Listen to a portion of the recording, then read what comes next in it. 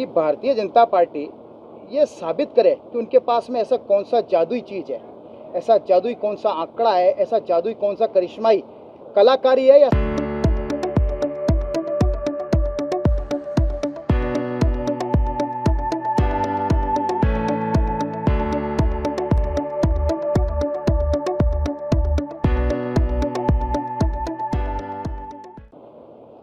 2 मकान में से 1 मकान बेचने का जिक्र हो, संपत्ति के बंटवारे का जिक्र हो, ऐसा कोई जिक्र नहीं है। मोदी जी के जो बयान है वो उनकी हताशा को, और जो प्रथम चरण के चुनाव में जो जनता ने उनको एक आईना दिखाया है कि उसका जीवंत उदाहरण है।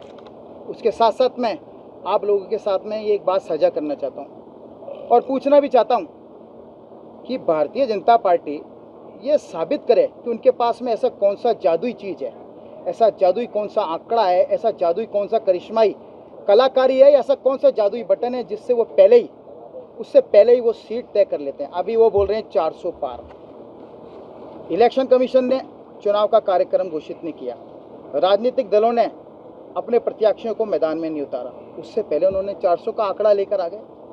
ये करिश्माई आंकड़ा, ये उनके पास में कौन सी टेक्निक है जिससे वो आ पाता है। उसके साथ साथ में मैं आप लोगों को एक बात और ध्यान दिलाना चाहूँगा। 2019 के अंदर केदारनाथ गुफा में जाने से पहले मोदी जी ने ऐसे ही एक करिश्माई बात कही थी। उन्होंने कहा था, गुफा में जाने से पहले बोल दिया था 300 पार।